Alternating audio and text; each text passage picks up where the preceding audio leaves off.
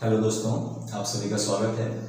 मैं गौरव कुमार आपको पढ़ा रहा था पॉलिटिकल साइंस में second book politics in India since independence, और इसमें हम कर रहे थे सेकंड चैप्टर जो कि है era of one party dominance. और आधे से ज़्यादा चैप्टर हम पिछले वीडियो में कवर कर चुके हैं। इस बार जो हम चैप्टर में पढ़ने जा रहे हैं, जो टॉपिक्स हम इस बार क्लियर करेंगे वो है मेजर पार्टीज जो इंडिपेंडेंस के बाद कांग्रेस के अलावा पॉलिटिकल सीन में मौजूद थी, जैसे कि socialist party, communist party of India, भारतीय जनसंघ, स्वतंत्रता पार्टी। इसके अलावा जो टॉपिक्स हम कवर करेंगे वो है Congress as a social and ideological coalition, जो कि आपके एनसीईआरटी में है। और लास्ट में जो टॉपिक हम कवर करेंगे इस चैप्टर के अंदर वो है role of opposition party during first, second and third general election. पहले, दूसरे और तीसरे जनरल इलेक्शन में ऑपोजिशन पार्टी जो कांग्रेस के अलावा ये जो ऑपोजिशन पार्टीज है इनका क्या रोल रहा है, इनके प्रेजेंस से क्या फर्क पड़ा, ठीक है, ये सब हम कवर करेंगे। तो चलिए स्टार्ट करते हैं अपने इस चैप्टर को। तो इंडिपेंडेंस के बाद कांग्रेस के अलावा अदर देन कांग्रेस जो बहुत सारी अपोजिशन पार्टी थी उनमें से एक थी सोशलिस्ट पार्टी ऑफ इंडिया। इस पार्टी के बारे में बात करें तो कांग्रेस के कुछ यंग लीडर्स ने इस पार्टी को बनाया था कांग्रेस में रहते हुए इंडिपेंडेंस से पहले, मगर बाद में कुछ ऐसा हुआ कि जब कांग्रेस पार्टी को लगा कि देश आज़ाद होने वाला है और इलेक्शन होंगे, इस तरह की चीज़ें होंगी, तो अपनी पार्टी में डुअल मेंबरशिप ना हो, एक बंदा कांग्रेस में भी है, सोशलिस्ट पार्टी अलग पार्टी भी बना रहा है, ऐसी चीजें ना हो, डुअल मेंबरशिप को अवॉइड करने के लिए, प्रिवेंट करने के लिए कांग्रेस पार्टी ने अपने कॉन्स्टिट्यूशन को चेंज किया। हर एक पार्टी का अपना रूल रेगुलेशन होता है, उसी को हम अमेंडमेंट कॉन्स्टिट्यूशन कहते हैं पार्टी का। तो जो पार्टी का रूल एंड रेगुलेशन था उसको कांग्रेस ने 1948 में चेंज करा, और उसके बाद फिर जो जिन यंग लीडर्स ने मिलकर के कम्युनिस्ट पार्टी को, ये सोशलिस्ट पार्टी को बनाया था, उन्होंने फिर अलग से कांग्रेस पार्टी को छोड़ करके सोशलिस्ट पार्टी को स्टैब्लिश किया। तो देखते हैं क्या था ये। स्टार्टिंग में जो ये सोशलिस्ट पार्टी आपकी बनी उसका नाम था Congress Socialist Party, CSP, Congress Socialist Party, and it was formed with in the Congress in 1934। 1934 में कांग्रेस के कुछ यंग लीडर्स ने कांग्रेस सोशलिस्ट पार्टी बनाया by the group of young Congress leaders. मगर बाद में in 1948 Congress amended its constitution to prevent the dual membership. Dual membership ना हो इसलिए अपने पार्टी के कॉन्स्टिट्यूशन को कांग्रेस पार्टी ने चेंज किया कि ऐसा हम नहीं करने देंगे कि एक बंदा इस पार्टी में भी और उस पार्टी में। तो फाइनली जिन लोगों ने सोशलिस्ट पार्टी बनाई थी उन्होंने कहा ठीक है, जब हमने अपनी पार्टी अलग बना रखी तो हम क्यों रहे, तो उन्होंने dispose the establishment of socialist party. तो फाइनली आप ऑफिशियल तरीके से कह सकते हैं कि सोशलिस्ट पार्टी जो है वो 1948 में फॉर्म हुआ। इसकी आइडियोलॉजी की अगर बात करें तो इनकी आइडियोलॉजी डेमोक्रेटिक सोशलिज्म की थी, जो कि दोनों से अलग है, कांग्रेस पार्टी से भी अलग है और कम्युनिस्ट पार्टी ऑफ इंडिया से भी अलग है। लीडर्स की अगर बात करें कि लीडर्स तो जयप्रकाश नारायण, इमरजेंसी में आपको पता है इन्होंने लीड किया था मूवमेंट को इंदिरा गांधी के खिलाफ, आचार्य नरेंद्र देव, SM जोशी, राम मनोहर लोहिया, ये सभी सोशलिस्ट पार्टी के लीडर्स थे। और ये पार्टी बीच बीच में बहुत सारे स्प्लिट्स भी हुए, आपस में कलेश के कारण बहुत सारे स्प्लिट्स भी हुए, इस पार्टी के अंदर स्प्लिट हुए, जैसे कि party went to many splits. और इससे कुछ पार्टियां जो निकल के आई वो थी प्रजा सोशलिस्ट पार्टी, सोशलिस्ट पार्टी से निकल के आई, संयुक्त सोशलिस्ट पार्टी इसी पार्टी से निकल के आई, किसान मजदूर प्रजा पार्टी ये भी सोशलिस्ट पार्टी से निकल के आई। मगर अभी ये सब के सब जितने भी मैंने नाम लिए ये सभी प्रेजेंट नहीं, बट कंटेम्प्रेरी आज के समय में जो कुछ पार्टियां आपको दिखेंगी जो कहीं ना कहीं उसका ओरिजिन आप समझिए कि उसको लिंक कर सकते हैं आप सोशलिस्ट पार्टी से, वो कुछ पार्टियां हैं जैसे कि समाजवादी पार्टी उत्तर प्रदेश, अखिलेश यादव की पार्टी समाजवादी पार्टी, इसका लिंक कहीं ना कहीं सोशलिस्ट पार्टी से आता है। राष्ट्रीय जनता दल RJD, लालू प्रसाद यादव की बिहार में जो पार्टी है, इसका लिंक कहीं ना कहीं आप सोशलिस्ट पार्टी से जोड़ सकते हैं। जनता दल यूनाइटेड JDU, नीतीश कुमार जो अभी बिहार के CM है, तो समाजवादी पार्टी, RJD, JDU, ये वो कुछ कंटेम्प्रेरी पॉलिटिकल पार्टीज है अभी जो एग्जिस्ट करती है, उनका लिंक आप कहीं ना कहीं सोशलिस्ट पार्टी से जोड़ सकते हैं। तो ये थी आपकी सोशलिस्ट पार्टी की कहानी। आगे बढ़ते हैं नेक्स्ट पार्टी की तरफ। अगली अपोजिशन पार्टी उस समय की कांग्रेस के अलावा जो थी वो थी कम्युनिस्ट पार्टी ऑफ इंडिया। इसके बारे में बात करें तो ये भी आप समझ लीजिए कि कांग्रेस में रहकर ही कुछ लोगों ने इस पार्टी को बनाया था। इन्होंने ये जो कम्युनिस्ट पार्टी बनाने का इंस्पिरेशन लिया था वो रशियन रेवोल्यूशन से लिया था, जो बोल्शेविक रेवोल्यूशन हुआ था, जो पहली बुक में आप पढ़ते हैं रशियन रेवोल्यूशन 1917 में जो हुआ था रशिया में, जिसमें कैपिटलिज्म को ओवरथ्रो किया गया था, जार फैमिली को हटा करके और एक नई लेनिन के द्वारा एक कम्युनिस्ट सरकार स्टैब्लिश की गई। तो वहां से इंस्पिरेशन लेकर के बहुत सारे जो लोग जो इंस्पायर हुए वहां के रेवोल्यूशन, तो उन्होंने भारत में कम्युनिस्ट पार्टी बनाया with in the Congress, Congress में रहते हुए। और प्रॉब्लम तब आई जब आजादी के बाद जब ट्रांसफर ऑफ पावर हुआ, ब्रिटिशर्स से भारत के लोगों ने जब पावर अपने हाथ में लिया, तो इन लीडरों का, जिन्होंने कम्युनिस्ट पार्टी बनाई थी, उनका मानना था कि जो ट्रांसफर ऑफ पावर है ये रियल ट्रांसफर ऑफ पावर नहीं है। गोरे चले गए और काले आ गए, उनको लग रहा था कि ट्रांसफर ऑफ पावर सही नहीं है, इसलिए उन्होंने पहले हथियार उठा लिया, वायलेंट पाथ अपनाया। बाद में जाकर के 1951 में जब सितंबर अक्टूबर में 1951 में जब इलेक्शन स्टार्ट हुआ तो उन्होंने जाकर के अपने उस वायलेंट पाथ को अबैंडन किया, उसे छोड़ा और फिर इलेक्शन में उन्होंने पार्टिसिपेट किया। और इलेक्शन में पार्टिसिपेट करने के बाद आप समझिए कि वो सेकेंड लार्जेस्ट पार्टी बन के आए। ठीक है, पढ़ते देखते क्या था इनका। In 1920s, communist group emerged in India, taking inspiration from the Russian Revolution. Russian Revolution से इंस्पायर होकर के उन्होंने कम्युनिस्ट पार्टी भारत में बनाई विद इन द कांग्रेस में रहते हुए। And in 1935, communist work mainly within the Congress party में रहते हुए, जैसे कि मैंने बताया, उन्होंने बनाया। But after independence, they thought that the transfer of power was not true. Independence and violent uprising started in Telangana. Transfer of power उनको पसंद नहीं आया, उनको लगा कि ट्रांसफर ऑफ पावर जो है ना वो ये रियल डेमोक्रेसी नहीं है, और इन चीजों ने एनकरेज कर दिया कि तेलंगाना में और भारत के बहुत सारे पार्ट में जो है वायलेंट अपराइजिंग चालू हो गई। फिर फाइनली उन्होंने डिसाइड किया इन 1951 जब पहला जनरल इलेक्शन स्टार्ट हुआ, party decided to abandon the path of violence and participated in the first general election. तो कम्युनिस्ट पार्टी के लीडर्स ने फर्स्ट जनरल इलेक्शन में पार्टिसिपेट किया and they won the 16 seats, 16 seat जीत के आए and became the largest opposition party, सबसे बड़ी ऑपोजिशन पार्टी बन करके कम्युनिस्ट पार्टी आई।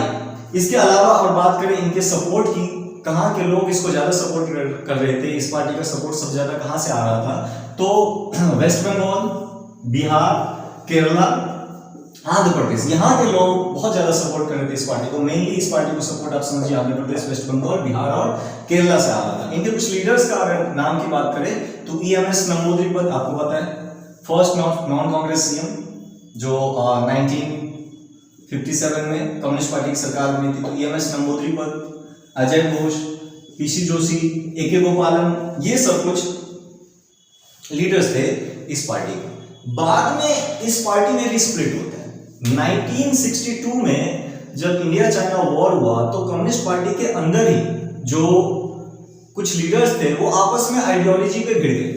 1960s में 62 में जब इंडिया चाइना का वॉर हुआ, और इस तरीके से भिड़ गए कि आधे लोग कह रहे थे, आधे लोग जस्टिफाई कर रहे थे कि चाइना ने जो अटैक किया भारत पे वो सही है, ठीक है, वो कम्युनिस्ट आइडियोलॉजी को आगे बढ़ाने के लिए सही है, और आधे लोग with in the communist party of India वो कह रहे थे ये सही नहीं है। तो इस रिफ्ट के कारण, आइडियोलॉजिकल डिफरेंसेस के कारण कम्युनिस्ट पार्टी दो हिस्सों में बटी, एक CPI और एक CPIM। कब? 1964। The party went to split in 1964। तो ये जो कम्युनिस्ट पार्टी ऑफ इंडिया है वो दो हिस्सों में बढ़ जाती है 1964 में।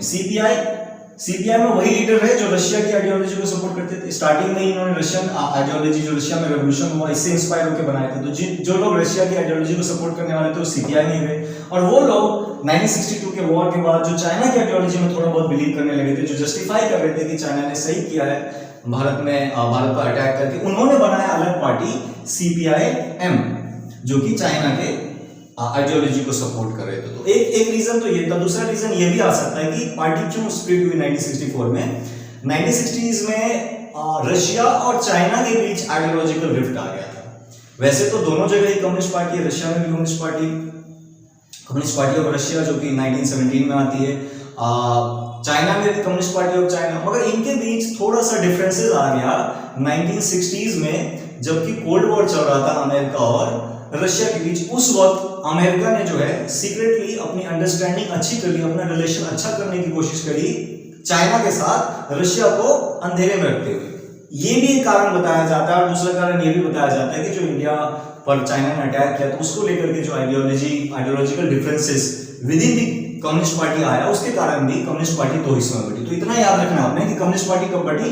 1964 में, दो हिस्सों में, CPI एंड CPIM। CPI वाले जो है वो सपोर्टर थे रशिया के, रशियन आइडियोलॉजी, और CPIM चाइना के। तो इस तरीके से आप कम्युनिस्ट पार्टी के बारे में अगर कुछ पूछा जाता है तो आप इस तरीके से इसका आंसर देंगे। अगली पार्टी है भारतीय जनसंघ। उनकी बात करें तो इसे 1951 में फॉर्म किया गया था। श्यामा प्रसाद मुखर्जी इसके फाउंडिंग प्रेसिडेंट थे। It was founded in 1951 and Shyama Prasad Mukherjee was it's founding president, इनके फाउंडिंग प्रेसिडेंट थे।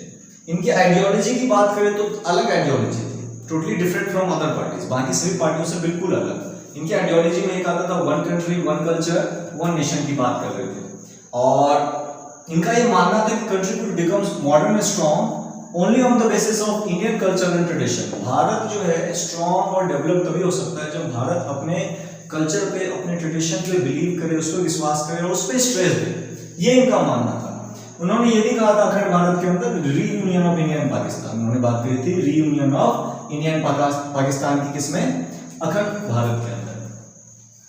Advocate for the development of nuclear weapons after 1962 war, ये चाहते थे, इन्होंने बहुत ज्यादा एडवोकेट करा भारत सरकार को कहा कि, और ये चाहते भी थे कि जो है भारत जो है वो न्यूक्लियर वेपन जो है बनाए, क्योंकि 1962 का वॉर भारत हार चुकी थी, तो ये इसको भी बहुत ज्यादा एडवोकेट करते थे। इसके बाद अगर बात करें तो जो इन्होंने फर्स्ट जनरल इलेक्शन में पार्टिसिपेट किया 1952 में, और तो इसका जो सीट जीत के आए वो थे सिर्फ 3 seat, secured only 3 seats in first Lok Sabha election and 4 seats in second Lok Sabha election. पहले में 3 और दूसरे में 4 सीट ये जीत के आए। मेनली इनके सपोर्ट की बात करें, कहां से सपोर्ट आता था, तो support mainly came from the Hindi speaking area. Hindi speaking area से इनका ज्यादा सपोर्ट था, लोग इनको सपोर्ट करते थे। राजस्थान, मध्य प्रदेश, दिल्ली, उत्तर प्रदेश, यहाँ से इनका सपोर्ट आया। इनके कुछ लीडर्स की बात करें तो श्यामा प्रसाद मुखर्जी, ये तो फाउंडिंग थे इनके बनाने वाले, इस पार्टी को फाउंड करने वाले। इसके अलावा दीनदयाल उपाध्याय, बलराज मधोक, ये कुछ फेमस लीडर थे जो भारतीय जनसंघ में जाने जाते थे। इसके अलावा बात करें तो भारतीय जनता पार्टी, आज की जो करंट रूलिंग पार्टी है भारतीय जनता पार्टी, इसको आप कहीं ना कहीं इसको लिंक कर सकते हैं आप भारतीय जनसंघ के साथ। 1977 में इमरजेंसी के बाद जब जनता पार्टी की सरकार बनती है, जिसमें भारतीय जनसंघ भी मिल करके जनता पार्टी की सरकार बनाई थी, और फिर 1980 आते आते सब कुछ टूट जाता है, दोबारा से 1980 में कांग्रेस आ जाती है, तो दोबारा से भारतीय जनसंघ को रिवाइव करवाने के लिए जो इसके लीडर्स है वो एक अलग पार्टी बनाते हैं, और इस बार उनका नाम चेंज कर देते हैं, वो था भारतीय जनता पार्टी। तो ये कब बना? इन 1980 Bharatiya Janata party trace its roots to the Bharatiya Jansangh. Currently अभी जो पार्टी भारतीय जनसंघ तो अभी है नहीं, भारतीय जनसंघ से जो कोई पार्टी निकल के आई और अभी आपको दिख रही है वो है भारतीय जनता पार्टी। अगली पार्टी है स्वतंत्रता पार्टी। इनकी बात करें तो ये 1959 में बनी। इसको भी जो बनाने वाले थे वो ओल्ड कांग्रेस लीडर्स थे। कांग्रेस के कुछ लीडर्स जो कांग्रेस के कुछ डिसीजंस के बाद नाराज हो गए, उन्होंने ये पार्टी बनाई।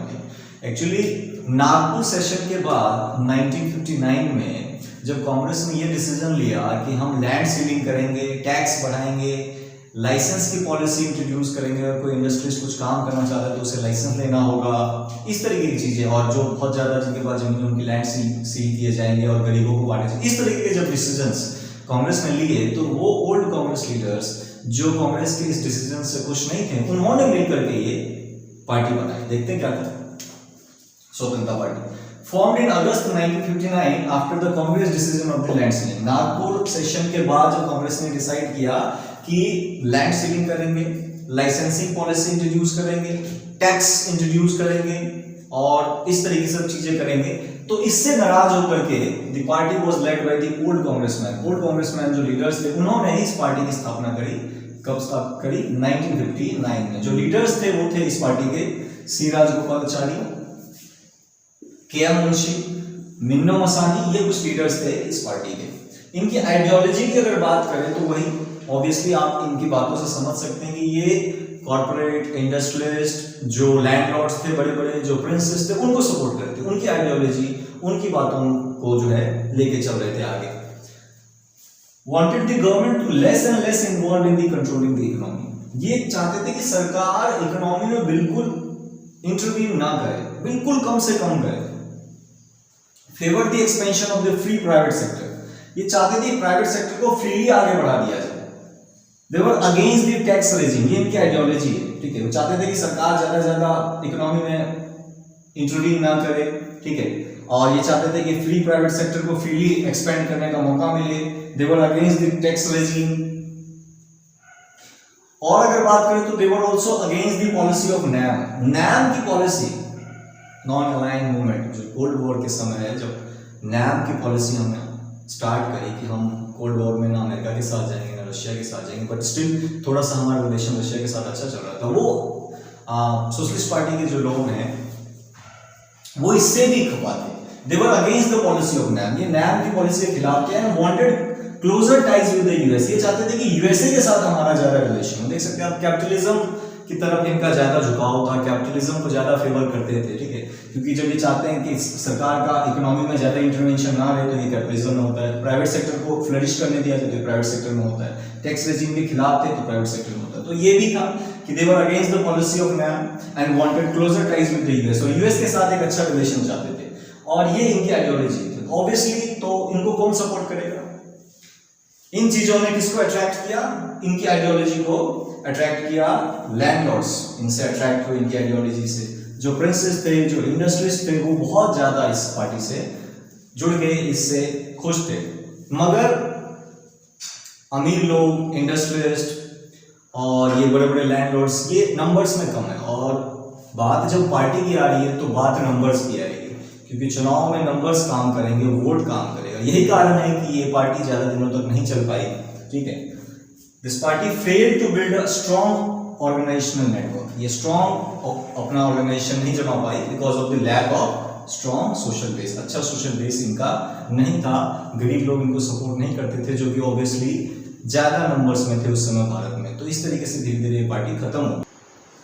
इस टॉपिक में हम पढ़ेंगे कि किस तरीके से उस समय की जो अपोजिशन पार्टीज थी, जो अभी हम पढ़ते आ रहे हैं, communist party of India, socialist party, स्वतंत्रता पार्टी, भारतीय जनसंघ, भले ही ये पार्टियां बहुत कम सीट जीत के आ रही थी, कांग्रेस ही बार बार जीत रही थी, मगर इनके प्रेजेंस से क्या फर्क पड़ा, इनका रोल क्या था उस समय, कैसे ये हेल्प किया इसने, ये हम इस टॉपिक में कवर करते हैं। The role of opposition party during first, second and third general election, पहले 3 जनरल इलेक्शन में उन सभी अपोजिशन पार्टी, भारतीय जनसंघ या जो भी है, स्वतंत्रता पार्टी, कम्युनिस्ट पार्टी में, इनका क्या रोल रहा। तो पहला ये, there presence maintain democratic character of the system, इनके रहने से जो है, इनके प्रेजेंस ने डेमोक्रेटिक सिस्टम मेंटेन करके रखा, जो हमारा सिस्टम है उसको डेमोक्रेटिक रखा, लोकतांत्रिक रखा, जिंदा रखा लोकतांत्रिक सिस्टम को इनके प्रेजेंस में। अगर ये नहीं होती तो एक ही पार्टी होती, फिर वो डेमोक्रेसी कहाँ से होता। तो एक ही है, भले ही सीट कम जीत रहे थे, मगर इनके रहने से ये था कि बहुत सारी पार्टियां हैं, ठीक है, एक तो ये। दूसरा, did a constructive criticism of the policies and programmes of the ruling party, जो रूलिंग पार्टी उस समय कांग्रेस थी, उनके सभी नीतियों पर, उनके सभी पॉलिसीज पर अपनी बातें रखती थी, और कंस्ट्रक्टिव क्रिटिसिज्म जिसे कहते हैं, ऐसे क्रिटिसिज्म जो सही के लिए हो, इस तरह की चीजें करती थी। ये भी एक इंपॉर्टेंट रोल है अपोजिशन पार्टी का उस समय। Kept the ruling party Congress under the check, इतना ही नहीं, जो रूलिंग पार्टी थी उस समय की कांग्रेस, उसको सुपरवाइज करा, उस पर नजर बना के रखा है, ताकि वो ऐसा कुछ ना करें जो डेमोक्रेसी के खिलाफ हो, जो संविधान के खिलाफ हो। ये भी एक इनका रोल था। दूसरा, kept the political alternative alive, जो एक पॉलिटिकल ऑल्टरनेटिव होती है उसको जिंदा रखा।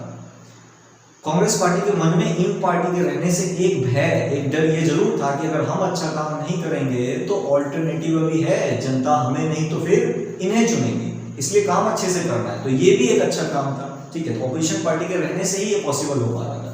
आगे बात करें तो prevented the system from turning anti democratic, इनके प्रेजेंस से जो सिस्टम है वो एंटी डेमोक्रेटिक नहीं हुआ, क्योंकि ये टाइम टू टाइम जो है रूलिंग पार्टी को चेक करते रहते थे, सुपरवाइज करते रहते थे।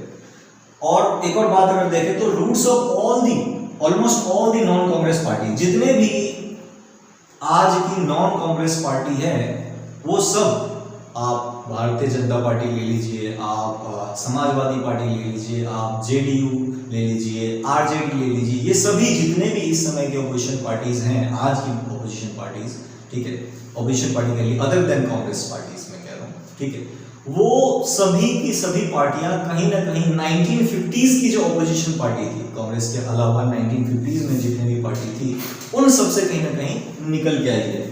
The roots of almost all the non-Congress parties of today, आज की जितने भी कांग्रेस के अलावा जितने भी पार्टियां हैं, उन सब को आप कहीं ना कहीं आप समझिए कि वो उस समय की अपोजिशन पार्टी से, 1950s की अपोजिशन पार्टी से कांग्रेस के अलावा निकल के आई।